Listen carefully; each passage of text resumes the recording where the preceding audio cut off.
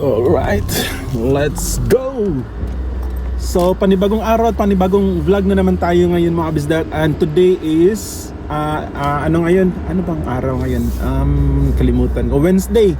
Wednesday pala ngayon mga kabisdak. And September 22, I think. And lunchtime ngayon mga kabisdak, no? Nag-lunch break lang ako. At samahan niyo ako ngayon mga kabisdak. Pupunta tayo sa KFC. Bibili ako ng chicken for lunch namin kasi hindi kami nakapagluto. Sobrang busy kasi namin mga kabisdak. And then yung gagawin natin, drive-thru lang tayo. Bibili ako ng 15 pieces na wicked wings at 3 pieces na manok. Ano na yun, lunch at saka dinner namin, para hindi na rin kami magluto mamayang dinner kasi sobrang busy namin sa work this week mga kabisdak. And yun mga bisdak, naisipan ko din na while papunta tayo sa KFC, ito-take ko yung mag-vlog tayo para maipakita ko din sa inyo yung mga area or suburb na dadaanan natin. At itong way mga kabisdak na dadaanan natin is hindi ito yung regular na kalsada na kung saan ako dumadaan. So yung gagawin natin, doon tayo dadaan sa mga eskinita, maliliit na eskinita, suburb, kasi napakaganda ng bahay dito mga kabisdak. Yung mga bahay dito, tulad nito, ang ganda ng bahay yun. So yung area namin mga kabisdak, kung naalala nyo sa past vlogs ko, nasabi ko na mostly yung common doon is building. Pero pag aatras kayo konti, yung meron din mga bahay tulad dito yung nakikita nyo, mga landed na house. Pero ang problema kasi pag nakatira ka sa mga eskinita na to, malayo siya sa train station.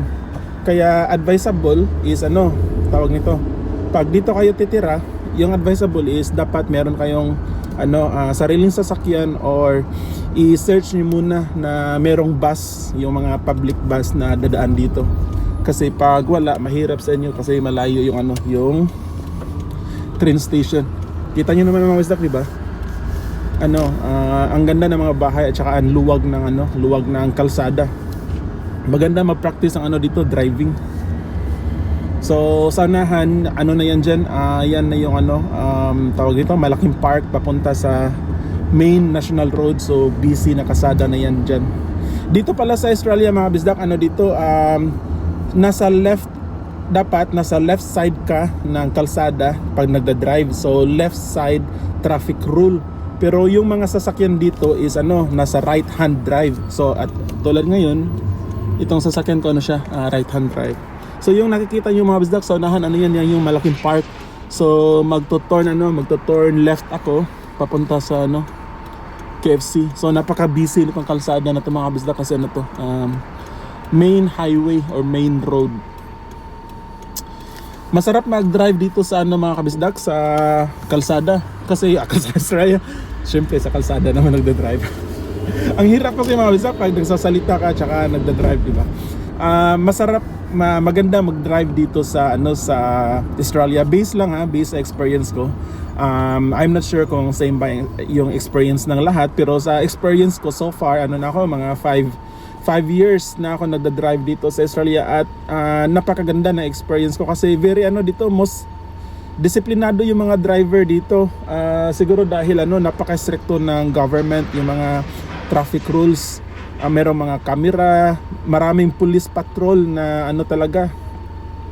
Meron ka laging mga police patrol car na makikita sa kalsada na nagro-rubing para manghuli ng mga abusadong driver. Sa Pilipinas kasi mga bisdak, nagda-drive ako sa Pilipinas, especially sa Cebu City.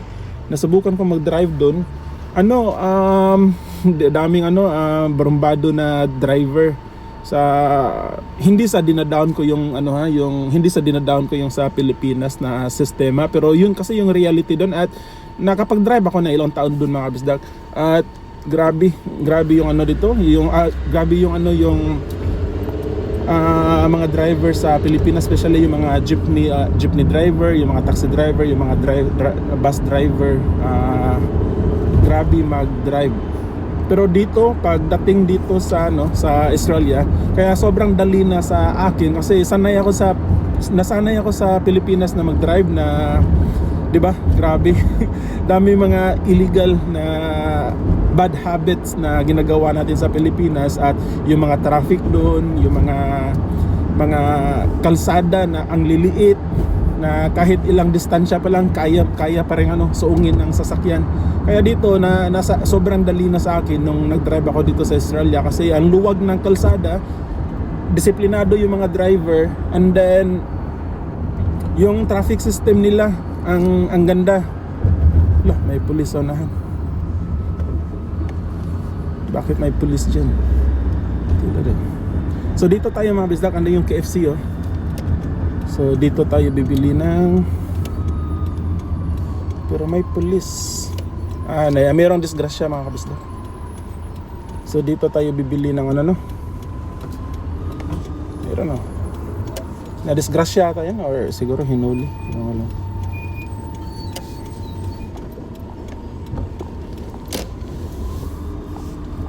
Alright, drive-thru. So bawal pa dito kumain sa loob ng mga kabisdak ha? Bawal pa kumain sa loob ng restaurant, kaya ang daming nagda-drive-thru dito. Magsuot lang ako ng mask kasi kailangan to pag kausap mo na yung dun, yung customer service. Naalala ko dati mga kabisdak, paano ba ako nag-adjust paano ako nag-adjust na mag-drive dito sa Australia. Hindi naman sa pagmamayabang mga kabisdak, pero sobrang dali ko naka-adjust dito mga kabisdak sa driving. Especially na rin siguro yung status namin pagpunta dito is hindi ganun walang kasiguraduhan ba kasi student visa. So parang na siya, parang kapit patalim na kailangan ko ng trabaho. Nangyari kasi mga kabisdak, yung first job ko dito is cleaning, di ba? Bilang cleaner. Kwentuhan lang tayo mga kabisdak habang hinihintay natin yung tour natin na bumili, kasi ang taas ang haba ng pila. Tawag nito, yung job cleaning kasi na natrabaho, yung first work ko is cleaner. Pero hindi siya yung ordinary na cleaning na pupunta ka lang sa office. Combination siya. Mag-clean ka ng toilet, offices, at meron akong sasakyan na inassign sa akin kasi kailangan ko mag-clean ng mga buildings, yung sa labas ng buildings, mga factory. So yun, kailangan kong isa yan sa job scope na pinasukan kong cleaner. Kaya yun, isa sa requirement is meron kang driver's license at tawag nito, marunong kang mag-drive.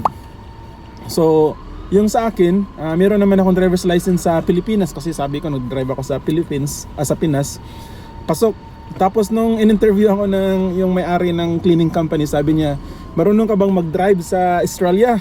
At that time mga bisdak, kinakabahan din ako kasi syempre yung reality nun, bagong dating pa lang kami, parang 2 weeks pa lang ata kami nun, hindi pa ako nakapag-drive dito sa Australia, so wala talaga. Pero dahil sa sobrang desperado ko na makahanap ng trabaho kasi mayroong bata, pa sa dyan nun, less than 1 year old, pambili ng gatas, yung pangbayad sa tuition fee. Kaya yung ginawa ko, sinabi ko sa may-ari nung nag-interview sa akin na, yes sir, I know how to drive, very confident, di ba? Basta sa akin lang, bahala na. Yung iniisip ko na lang na bahala na, pagpraktisan ko na lang pag andun na ako sa actual ba, yung pag nandun na nabigay na yung sasakyan sa akin, pagpraktisan ko na lang mag-drive. Kaya yun, sabi niya, okay, on the spot, tinanggap ako, binigay, okay, you can start on Monday. And then sabi niya, binigyan ako ng susi mga kabisdak, sabi niya, so this is the key for yung van, yung Caddy na Volkswagen. Maliit yung mga kabisdak pero sobrang ganda.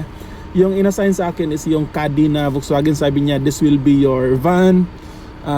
Punuin ko daw ng mga gamit. This is where I use. Ito yung yan yung binigay sa akin. At ang maganda doon mga bisdak, pwede ko siyang dalhin sa bahay. Tapos na yun, yung gasolina sila na lahat. Maganda siya na cleaning job. Hindi lang siya yung basta-basta na daming nakapila. Hindi lang siya yung basta-basta na cleaning ba. Parang hindi yung klaro yung video parang sa sun. So yun. Oops, store na natin mga bisdak. Order lang tayo. Hello.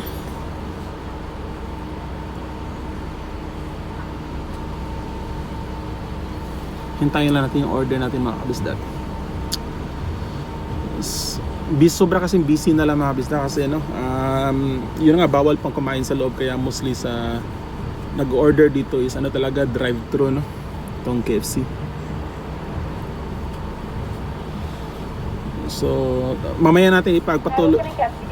15 pieces wicked wings. Yep. And then the 3-piece box. 15 wicked wings, 30 taste sauce, regular large. Just the regular one. What drink is that? Pepsi. Pepsi, anything else? Yeah, all good. That's all. Perfect. Drive us when you're ready, thank you. Alright. So yun, tuloy natin kintuhan mga bisdak. So yun, that time no, tinanggap ako. Tapos binigyan ako ng, yung may-ari ng cleaning company, binigyan ako ng susi ng sasakyan. Sabi niya na, ito yung susi ng sasakyan, ito yung ma-assign sa'yo na van, nakapark doon. Kasi marami mga bisdak. Sobrang laki kasi ng cleaning company doon. Bali yung sa site, yung industrial site, maraming van na nakaparking doon. Sabi niya, yung plate number, ganito, ganyan, yun yung naka-assign sa'yo. Kaya yun, grabe mga bisdak yung pinagdaanan ko. As in, hindi ako nagsisinungaling. Hindi ko to sinabi para tawag nun, para maging kaawa-awa ko pakinggan para sa inyo. Hindi mga bisdak, kasi ito yung totoong nangyari talaga. Yung yun, kinuha ko yung sasakyan, yung susi ng sasakyan, tapos pinuntahan ko yung van na inassign sa akin, and then yun, wala, I think hindi ko na matandaan kung ilang minuto ako nagdasal mga bisdak, na sabi ko, sana Lord, you guide me, i-guide ako na hindi ako ma-aksidente, na ma-familiarize ko kaagad yung pagdadrive sa Australia. Kasi nga wala, yun yung first time talaga na mag-drive ako sa Australia, no? Walang nag-guide sa akin, wala akong kasama, wala man lang nakaupo sa akin na dapat ito yung mga rules. Kaya siya, very challenging that time mga bisdak, at very stressful din kasi hindi ako familiar sa Australian road sign. And then sanay ako sa Pilipinas, no, na nasa nasa left hand yung steering wheel. Buti na lang po, bago kami pumunta sa Australia, di ba nagstay kami sa Singapore ng 5 years. Buti na lang, at least yung Australia tsaka Singapore, pareho sila na nasa right hand itong steering wheel. Kaya medyo na-familiarize yung utak ko, halimbawa pag sumasakay ako ng taxi, ng bus. Pero yun lang, pero aside that, wala talaga. Kaya imagine mga bisdak, that day, siguro kung ibabalik yung panahon, hindi ko nagagawin yun mga bisdak. Hindi ko masikmura, or hindi ko ma-imagine na nagawa kong mag-take ng ganung risk, no, na mag-drive kaagad na ako lang, walang nag-guide. Kaya yun yung ginawa. That day, pumunta ako sa van, chinek ko muna sa map kung saan ako dadaan. And then yun, kinuha ko na yung van, dinala ko sa bahay. And then yun na, natandaan ko mga bisdak, yung tuhod ko while nagda-drive, ilang beses na nag-shake ba, nanginig dahil sa kaba, sa takot. Bayad muna tayo mga bisdak. Hi. Yeah, here. Sorry. That's all.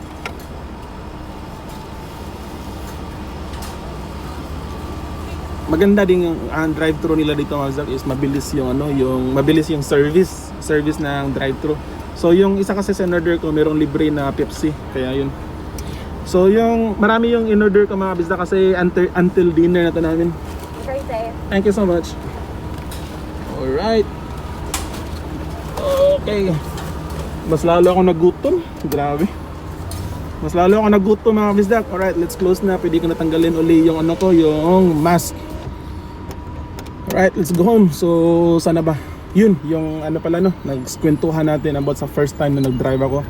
Talaga yung mga bisdak, totoo yun, nasa sa inyo na kung maniwala kayo sa hindi, pero I'm not forcing yung mga bisdak na maniwala sa akin, pero yung para sa akin, yun talaga yung first na experience ko no, na nangyari on that day. Grabe. Yun nga sabi ko mga bisdak, pag with this sa mindset ko ngayon, hindi ko masikmura or ma-imagine na gagawin ko pa siya or magtitake ako ng risk. Pero kasi kumatar, ang ganda pa naman sa sasakyan, Mercedes-Benz. Oops. Baka mabangga tayo eh. Babae ang drive.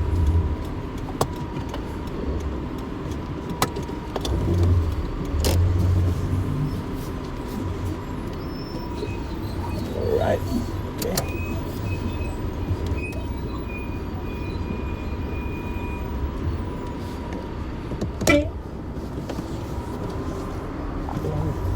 Sir, padaan mo na kami, sir. Alright, let's go, clear. So ito pa lang sa kabila mga kabisdak, ano siya, Supa IJA. Ano din to? Grocery, parang supermarket ba? Parang Woolworths. So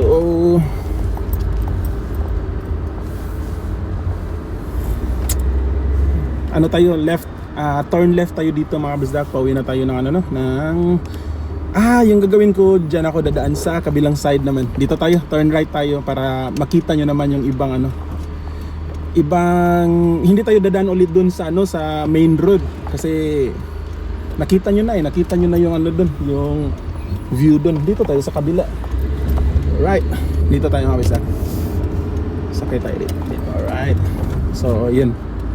Minsan gusto kong dumaan sa mga ganitong ano, mga ganitong iskinita ba, mga sulok-sulok mga kabisda, kasi nag-enjoy ako man makita yung mga ano, yung mga bahay, yung mga landed na bahay, yung mga units na kakaibang design tulad dito. So ano pa rin to mga kabisda ha? Ano to siya, part pa rin to ng Marylands, tapos yung council namin is Cumberland Council. You know. So ano tayo, turn right. So dito pala sa yun nga sa Australia mga bisdak, pag nagda-drive kayo dapat kailangan always give left to your kuan, yung nasa right, sa right ba, sa right na incoming, dapat lagi kayo nakatingin dito sa right side nyo at mag-give way kayo dito, ito sa side na to. Always give way to the side. Kaya dapat halimbawa pag sa mga bagong dating and plano nyo mag-drive, sanayin nyo na yung sa self nyo na lagi kayo nakatingin bago kayo mag turn left or mag-cross ng ano, ng intersection. Tingnan nyo lagi yung sa right. Tulad nito, tingin tayo, libre. Let's go. Alright. Alright. Then also din dito yung ano mga bisdak, yung roundabout. Actually magandang ano yan magandang sistema yung roundabout, nakakatulong sa traffic ba. Kasi pag traffic light, matagal yung traffic light. Ang sa roundabout kasi pag walang ano, walang ibang sasakyan, pwede kang mag-cross. Hindi pala ako nakapag-vlog mga bisdak, hindi ako nakapag-daily vlog this whole week kasi ano lang, siguro sa trabaho, stress mga bisdak kasi ano na ngayon, patapos na ng year ba. Ganun lagi sa work ng mga bisdak, pag patapos na yung ano, yung taon, mas nagiging busy. Oh, ito yun, roundabout ng mga bisdak. So yun, libre, kaya di ba, pwede akong mag-proceed dito. Alright. So hopefully nag-enjoy pa rin kayo mga bisdak, kahit ano lang to ha, driving vlog lang to. At ang ano lang talaga, yung problema ko lang sa mga ganito, yung pagsasalita ko ba, hindi siya clear, hindi ko ma-explain ng maayos, ng spontaneous yung gusto kong i-explain kasi kailangan ko kasi i-translate pa mga bisdak, limited lang yung Tagalog word. Pero di ba mga bisdak, ang ganda. Ito yung nakita nyo dito mga bisdak, sobrang ganda ng mga bahay, di ba? Yun, no? Oops. And always din mga bisdak, tandaan nyo lagi pag halimbawa nagda-drive kayo, kahit nasa Pilipinas, pag yung style ko talaga pag intersection, kahit ako pa yung may right, ako yung may right of way, hindi pa rin, slow down, always slow down kayo mga bisdak, kahit kayo pa yung nasa right of way, kasi mahirap talaga magkumpiyansa sa intersection. Isa yan sa motto ko or prinsipyo bilang responsible driver. Tulad nito, ako yung may right of way, intersection siya, slow down ako kasi hindi natin alam na baka sa may yung ibang driver hindi sila nakafocus, may kausap sa telepono, diretso lang kahit ano, hindi sila yung may right of way. Kaya always na defensive tayo na driving. Alright, malapit na tayo sa bahay mga kabisdak. And then gutom na rin kami. Ano na ngayon? 12:30. Sakto lang pala. 12:30. And then ano pala, mostly dito sa mga eskinita mga kabisdak, dito sa mga suburb, yung speed limit is 50 lang, 50 kilometers per hour. Yan yung mostly na speed limit sa mga kalsada na ganito sa mga suburb. So dapat take note nyo din yan. So yun, dito na tayo mga bisdak. So salamat ulit mga bisdak na umabot kayo hanggang sa dulo ng video na to, and hopefully nag-enjoy pa rin kayo kahit ganitong vlog lang. At Di bali mga bisdak, gagawa ko ng mag-upload din uli ako in the next coming days ng daily vlog. At salamat uli mga bisdak and see you sa next vlog. Bye bye.